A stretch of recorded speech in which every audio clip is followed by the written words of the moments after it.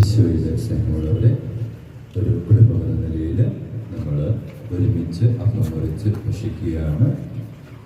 ഇന്ന് ഈ അപ്പം മുറിക്കൽ ശുശ്രൂഷയ്ക്ക് വേണ്ടിയിട്ട് ത്യാഗപൂർവ്വം അപ്പം കൊണ്ടുവന്ന എല്ലാവരെയും, അവരെന്നെ പാലുകാച്ചിയ ഇക്കാരന്മാരെ മേൽച്ചേച്ചിയും ആരൊക്കെ ഇതിനു വേണ്ടി ഇതിൻ്റെ പിറകിൽ പ്രവർത്തിച്ചുവോ അവരെയൊക്കെ നന്ദിയോടെ ഓർത്തുകൊണ്ട് നമുക്ക് പ്രാർത്ഥിച്ചുകൊണ്ട് കർത്താവിൻ്റെ പെസഹ അപ്പം മുറിക്കൽ ശുശ്രൂഷ നമുക്ക് നടത്താം. പിതാവിന്റെയും പുത്രന്റെയും പരിശുദ്ധാത്മാവിന്റെയും നാമത്തിൽ അത്യുന്നതങ്ങളിൽ ദൈവത്തിന് സ്തുതി. ഭൂമിയിൽ മനുഷ്യർക്ക് സമാധാനവും പ്രത്യാശയും എപ്പോഴും എന്നേക്കും. സ്വർഗസ്ഥനായ ഞങ്ങളുടെ പിതാവേ,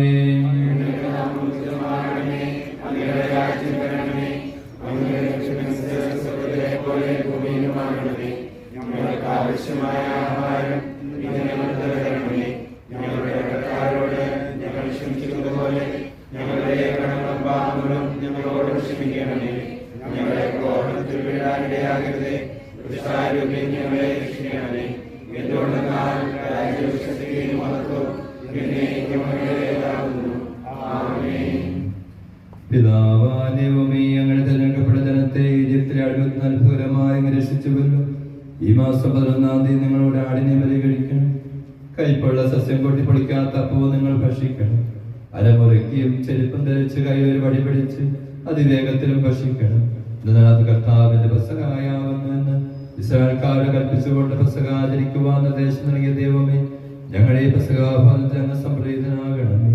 എല്ലാവരും അങ്ങയുടെ മക്കളാണെന്നും ഇടവയാകുന്ന ഒരു കുടുംബത്തിൽ അംഗങ്ങളാണെന്നുള്ള അവബോധം ഞങ്ങളെ ഉയർത്തണമേ. സകലത്തിന്റെയും നാഥായ എന്നേക്കും. നിങ്ങൾ കർത്താവിനെ സ്തുതിക്കുകയും അവിടുത്തെ വിളിച്ചപേക്ഷിക്കുകയും ചെയ്യുവിൻ. നിങ്ങൾ കർത്താവിനെ സ്തുതിക്കുകയും അവിടുത്തെ വിളിച്ചപേക്ഷിക്കുകയും ചെയ്യുവിൻ. ഇസ്രായേൽക്കാർ പുറപ്പെട്ടപ്പോൾ ഈജിപ്തുകാർ സന്തോഷിച്ചു, എന്നാൽ ഇസ്രായേൽക്കാരെ അവർക്ക് ഭയമായിരുന്നു. നിങ്ങൾ കർത്താവിനെ സ്തുതിക്കുകയും അവിടുത്തെ വിളിച്ചപേക്ഷിക്കുകയും ചെയ്യുവിൻ. മേഘവിരിപ്പ് കൊണ്ട് ദൈവം അവർക്ക് തണലേകി, അഗ്നി ജ്വലിപ്പിച്ച് രാത്രി പ്രകാശം നൽകി. നിങ്ങൾ കർത്താവിനെ സ്തുതിക്കുകയും അവിടുത്തെ വിളിച്ചപേക്ഷിക്കുകയും ചെയ്യുവിൻ. അവർ ചോദിച്ചപ്പോൾ അവിടുന്ന് ഭക്ഷണം കൊടുത്തു, സ്വർഗീയ അപ്പം കൊണ്ട് അവരെ സംതൃപ്തരാക്കി.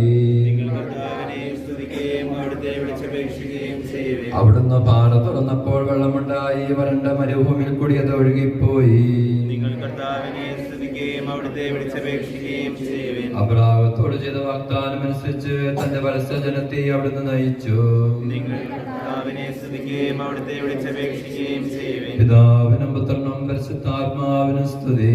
ആദ്യം മുതൽ എന്നേക്കും ആമേൻ. സമാധാനം നിങ്ങളോടുകൂടെ.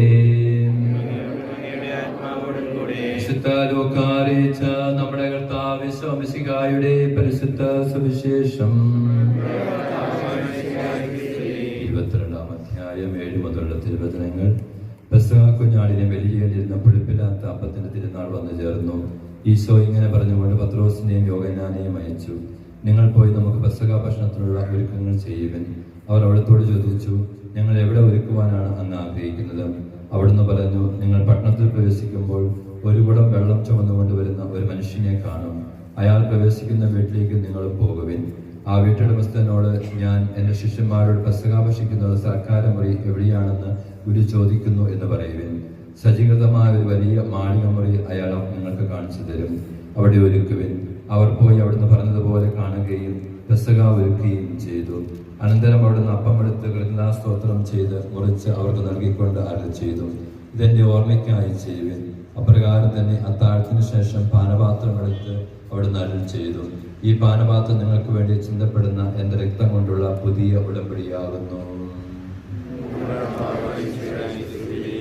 അപ്പം എടുത്ത് വാഴ്ത്തിക്കൊണ്ട് അതിനെ അങ്ങെടുത്ത് ശരീരവും മുന്തിരി രസം നിറച്ച കാസ എടുത്ത് വാഴ്ത്തിക്കൊണ്ട് അതിനെ അങ്ങെടുത്ത് രക്തവുമാക്കി മാറ്റിയ കർത്താവേ, ഞങ്ങളുടെ ശുശ്രൂഷയിൽ അങ്ങ് സംപ്രീതനാകണമേ. പെസഹാദിനത്തറിയുന്ന ഞങ്ങൾ അനുഭവിക്കാൻ പോകുന്ന ഈ അപ്പവും പാലും കരുണാപൂർവ്വം അങ്ങ് ആശീർവദിക്കണമേ. ഇതിൽ പങ്കുചേരുന്ന ഞങ്ങളെല്ലാവരെയും അങ്ങയുടെ സ്നേഹത്തിൽ ഒന്നായി ഭവിക്കട്ടെ. ഇതിൽ നിന്ന് അനുഭവിക്കുന്നവരെ സന്തോഷവും സംതൃപ്തിയും കൊണ്ട് നിറയ്ക്കണമേ. എല്ലാ പൈശാചിക ബാധനവരെ വിമോചിപ്പിക്കുകയും ചെയ്യണമേ. സകലത്തിന്റെയും നാഥായ എന്നേക്കും.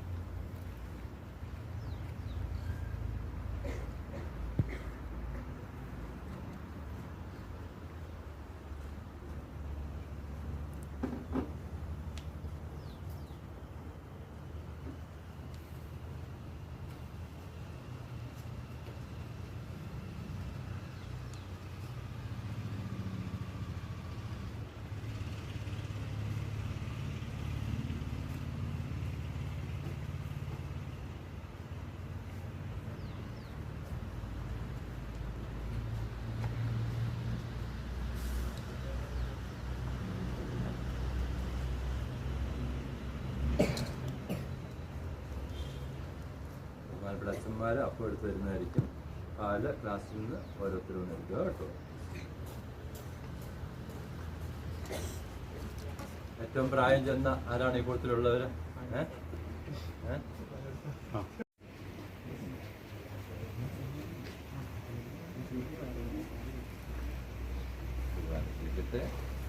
ബാക്കി വരെ ബാക്കി ബാബാ